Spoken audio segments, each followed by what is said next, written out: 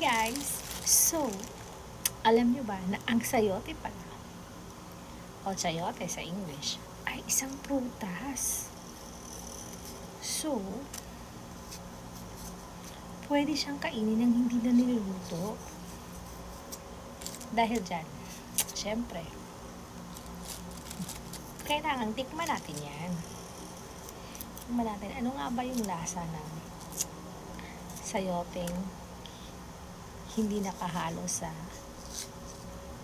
tinola.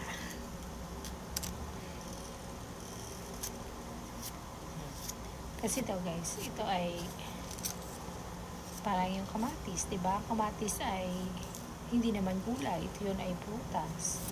Ito din pala ay prutas. At in-slice ko na yung iba. Slice na natin. And tikman natin. Hugasan ko lang.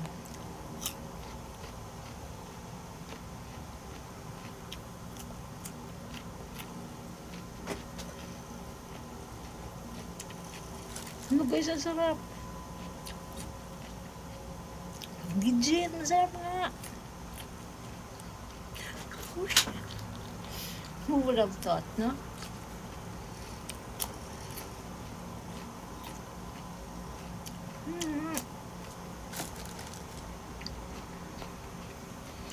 Crunchy.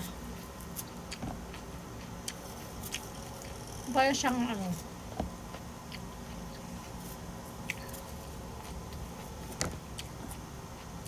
kalasa siya ng kalasa. Wala siyang lasa. Kasi yung kutsilo ko. In fairness, wala siyang lasa. Pero na-imagine ko na parang bagay ito lagyan ng suka at asin. Parang mangga siya na walang asin. Promise.